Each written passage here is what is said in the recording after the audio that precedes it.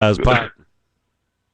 Hey, as the programming director, I hear most of the things that come on first before they ever come Yeah, on. it doesn't mean anything whatsoever, Anyhow, all right, so what we got here is we've got an entire sector of the United States economy, the service industry, which the longer we go, the more important it gets because we're not manufacturing the way we used to. Nope. And there's so many other industries that are just disappearing. But the one thing that's kind of thriving right now is the service industry. And the entire, just say that 400 people that are, let's say the 40 working in your Bob's in your local hometown. Out of that 40, and then you've got I don't know, let's call it a Shoney's over there. Haven't seen a Shoney's in a while, so. And they've got 40 people working for them, too. All right? And every one of those guys, those 40 people, is looking for a second job because they can't live off of 30 or below hours a week, right? Right. So even if they swapped off employees, they only need 40%. 40% of an increase in your workforce to offset the extra 10 hours a week you're losing on every employee that you have. So right. If you look at it like that, what's the other 60% to do? Go up to government like little David Copperfield with your hand out saying, please, sir, may I have some more? Exactly. Well, no, you can't have any more because, there's not enough people working to keep paying you more. Right. It's kind of a self-fulfilling thing, isn't it? Yeah, which is a fabulous segue to where we're going here, bub. Right. Talking about people with their hands out wanting more. Yeah, more. Well, please, sir, may I have some more? Going back to Michigan, and I know you touched on that in the first segment.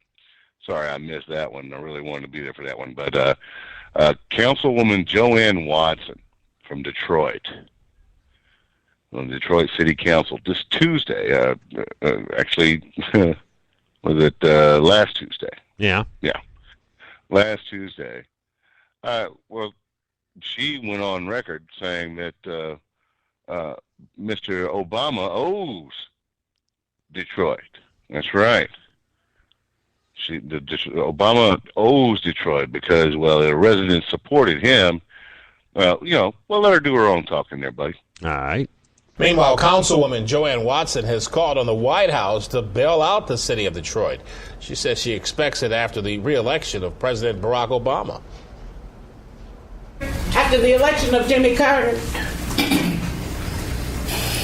the Honorable Coleman Alexander Young, he went to Washington, D.C., he came back home with some bacon. Right. I remember that. That's what you do. That's what you do. This is our people, in an overwhelming way, supported the re-election of this president, and there ought to be a quid pro quo, and you ought to exercise leadership on that. Of course, not just that, but why not?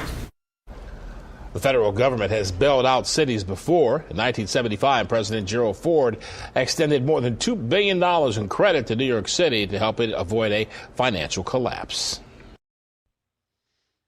Yeah, bring that bacon home. Yes, sir. Fried up in a pan.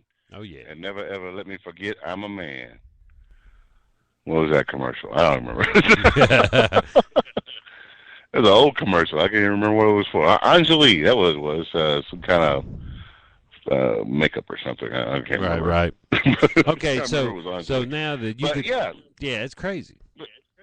I was thinking, hey, Mitt Romney was lambasted because he said the president won by promising gifts to minorities, young voters, and women.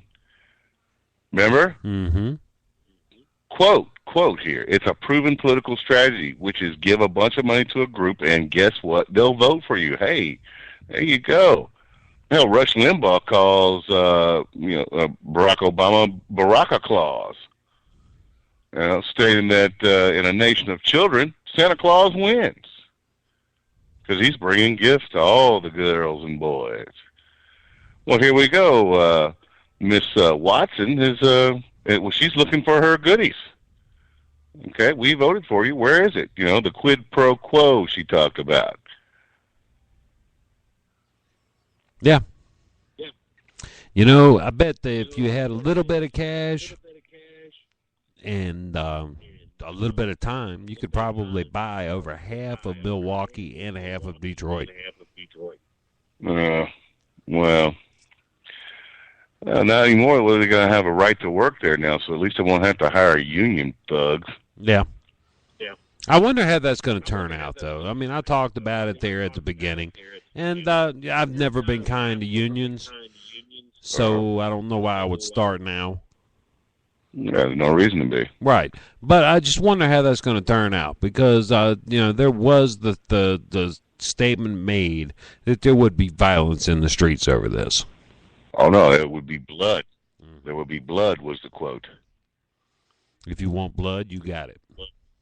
I mean, that's that was a quote from one of the representatives there in Detroit. Said that there will be blood. Okay, well, let's see some blood then, buddy.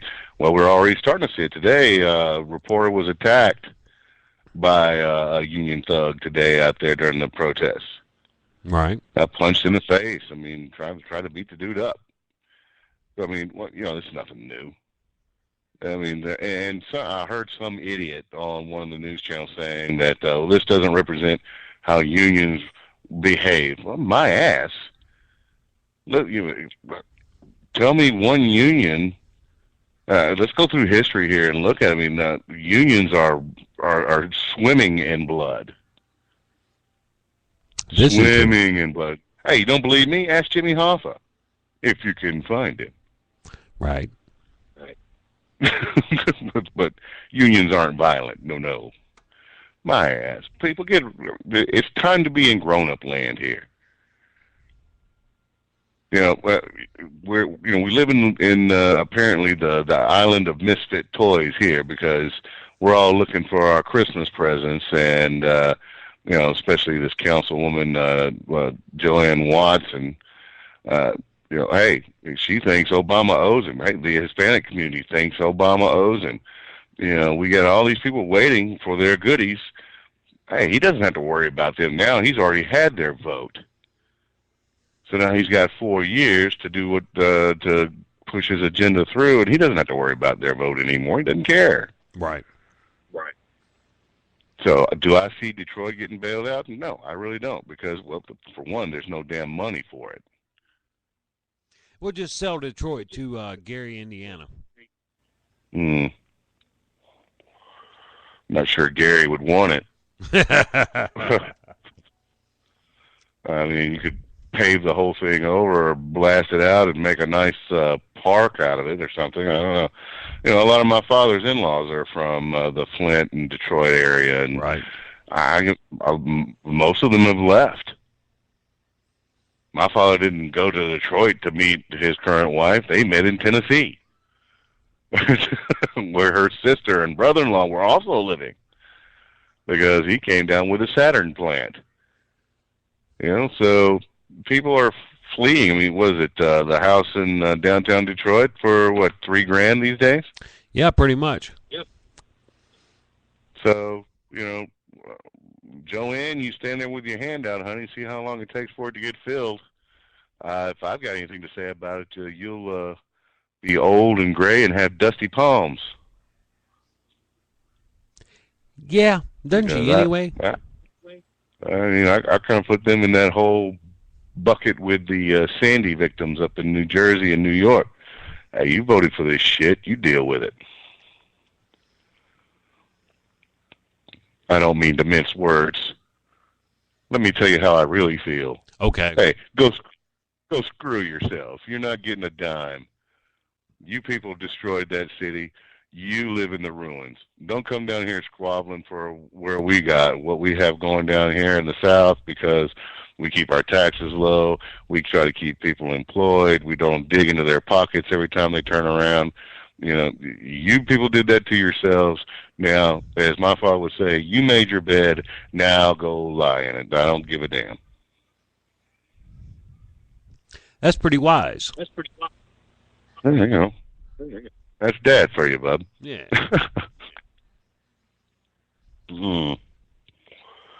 No more. I mean, you talked about the election of Jimmy Carter. Coleman Young, the mayor of Detroit, went to Washington, came home with some bacon, and that's what you do. Well, that's the problem with this kind of mindset.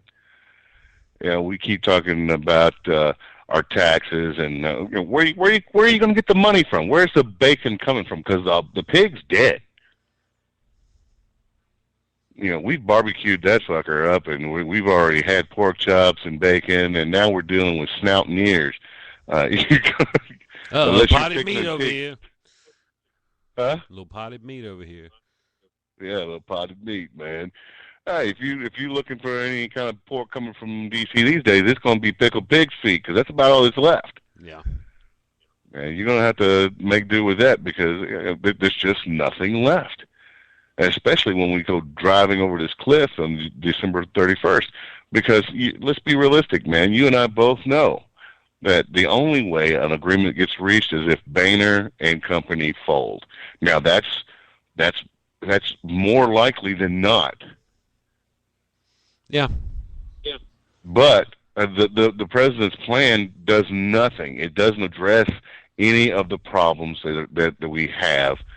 And so the people making, as he says, under $250,000, we're not going to see an increase in taxes. Oh, that's garbage off the top of it. Obamacare is going to raise our taxes.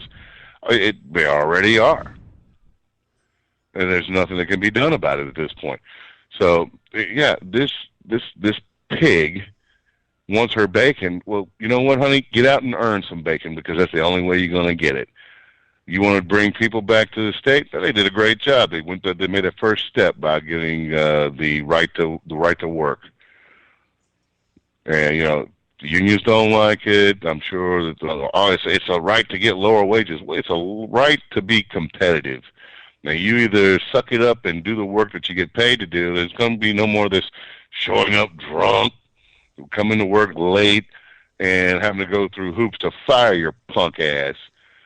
It's I can't stand labor unions. They're ridiculous. They do nothing to promote the company. They just drain the company for everything it's worth, and then they move on to the next one. That's it. I give you Hostess. I give you General Motors. I give you Chrysler. At all, going back over history. So. People say, well, unions had their place some time ago. Yeah, maybe so. But that time was passed long before you and I were even born. Okay, they stopped using kids in coal mines before I was born. So unions had done their job at that point. And hey, if you don't like your job, screw it, quit. Otherwise, what kind of capital did you put up to start the business? What kind of investment did you make to get the business going? None? Okay, well then that's exactly what you're entitled to. None. He pays you a fair wage for a fair day's work, and you union punks are getting ready to realize this.